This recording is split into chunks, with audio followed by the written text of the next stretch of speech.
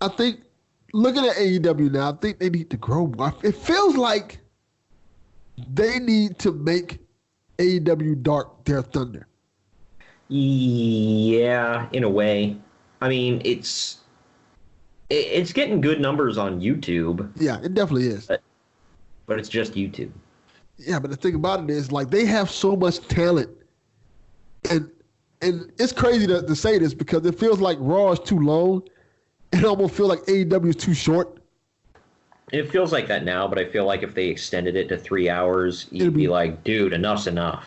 Yeah, you're probably right because, but the thing about AEW is it feels like we don't get to see their whole roster. I'm not even sure we've seen their whole roster yet, really. Well, and then they're bringing in people like Dr. freaking Luther, who, like Dave Meltzer, if I went off on, I'm not a Dave Meltzer apologist whatsoever. Like, I've buried him many times on this show, but I had to argue with some dude on Twitter about this, and the guy never did respond, so obviously he knows he's an idiot. But he posted something or tweeted something out about, well, it's obvious that Dave is on the AEW payroll. Like Cody Rhodes would come out in diarrhea in the ring, and he'd be like, "Oh, it's got some nice consistency to it." And Oh my I God. and I was like, okay, I want to know what you're basing this off of, because I'm like, I have heard him and Brian Alvarez bury stuff on Dynamite many times. The Dr. Yes. Luther thing was one of them. That whole Chris Statlander thing, she's not, in my opinion, Chris Statlander is not ready for prime time, but most of their roster is not. And her gimmick is that she's a freaking alien. I have a theory about that as well in terms of the roster not being ready for prime time. I think the problem that I'm seeing with AEW's roster right now, in AEW in general right now, is their matches are too long. Sometimes, yeah. And it's not a bad thing, but they're trying to do the thing where they have like 20 minutes long. And yeah, it's cool to have matches, but sometimes you don't need a 20-minute match. Sometimes you need a good 5-10 minute match to get more people on the show. And two, sometimes you don't want to watch a 20-minute tag match between people that are not ready for those 20-minute tag matches. Yeah. Well, like, you can throw people out, like they were talking about, Britt Baker. Like, she had only been in the business for like a year and a half when she had her first AEW match, and she sucked. She's okay. She's getting better. Yeah. But at this point, she maybe has had 100, 200 matches. In the grand scheme of things, that is not a lot of time in the ring. Like, she's learning before our eyes, and they're throwing her out there as like their big draw, which is another thing. Like, they're throwing these people out there that aren't ready for prime time, and they're like, "Oh, these are our stars." Like, no, that's not how you grow a company. I realize they don't have a developmental territory, and I'm not saying they should get one right away. But there are some people, like, and I'm not a fan of his, but like Sonny Kiss, we saw him twice, maybe. Yeah. If that.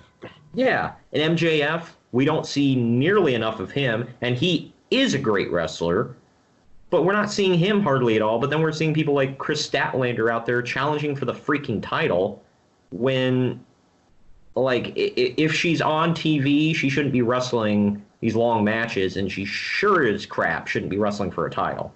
Well, that's because they've kind of booked their women's division bad. Like, Rio, she's awesome as a wrestler, but they haven't really shown her personality. Did you know that Rio is that, and I figured this was true when I heard more about her, she's the 9-year-old girl that Kenny Omega wrestled in DDT years ago. Oh, that makes sense. I knew that Kenny Omega liked her a lot. They always talk about their connection, but I didn't know that was who she was. Yeah, he like trained her from the age of 9, which makes more sense. But I'm sorry, Rio's a good wrestler, but she's not a star. Like, no personality. Yeah, they haven't given her enough personality to show. They haven't given an opportunity to show the personality. Apparently, she can't even speak English, which, when you're on TNT in prime time, you need to be able to cut an effing promo as the champion. or have somebody that can talking Yes. for you.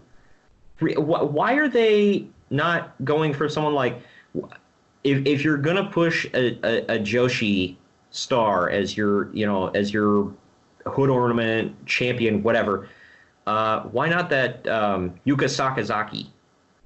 She's really good. She can speak English she can speak English at least as good as Asuka. Yeah. She's, for those of you that don't remember Yuka Sakazaki, she's I think she comes out with a Singapore cane sometimes, and she wears like all red. She's a gorgeous woman, by the way. That's another thing. Riho, she's a beautiful girl, but it's like we're seeing a grown little girl wrestling. And I'm using the word grown very loosely because she looks like she weighs 80 pounds soaking wet. Yeah. And I don't want to get into the size thing, but good Lord, you expect me to believe she's beating up people like Nyla Rose? That's who I honestly think they should have gave the belt to. I don't think Nyla Rose is a good wrestler. I don't either. I think her presence is awesome. I would give the belt to Kong. Awesome Kong, not Awesome. Awesome Kong would have been a great choice too. I feel like they need to give somebody a belt who can get that presence of their threat, that they can't be beat. Yeah. Yeah. Awesome Kong's good at that, with Brandy Rose especially. Nyla Rose could be good at that. I know she's not a great worker yet, but they can build on that. And I feel like, kind of the baby face that people always complain about. She's a great wrestler, but you don't really get to see her personality or anything about her that will make you want to watch her matches. Like Asuka, for example, is doing a great job of that right now. Yeah. Yep. And she can show personality. Riho doesn't have a personality, really. Like, none. She just comes across as like, wrestler number 42 that can do, some cool moves, kind of. Yeah, every wrestler AEW has that are super popular, they're all the ones who have great personalities. Cody Rhodes, best wrestler in the world. He has an incredible personality. So is Chris Jericho. And he knows MJF. how to book himself. Yeah. Same with, Jericho isn't the wrestler he was back in 2000, but god dang, he knows how to format his own matches to the best of his abilities. Yeah, I agree.